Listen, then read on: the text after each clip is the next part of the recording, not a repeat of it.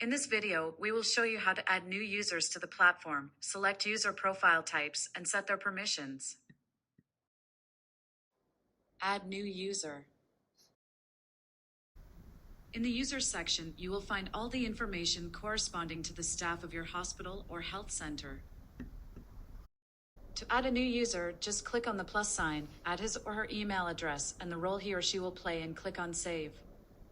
The platform will automatically send an email to the new user, whose status will be marked as pending. The user will receive an invitation email to the Sherwood Hospital platform with the instructions to create an account.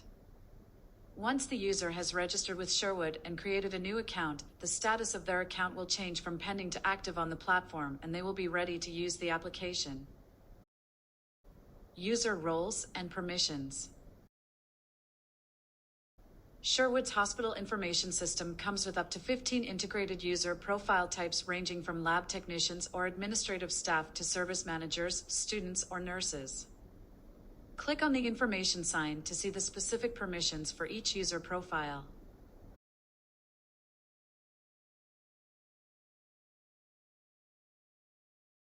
The finance dashboard, for instance, is only accessible to the hospital CEO profile and assistants.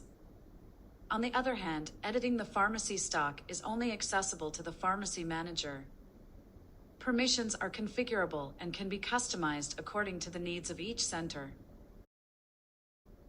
If you need to change the permission of a staff member, it is as easy as going to the Users section, changing it in the system, and clicking on Save.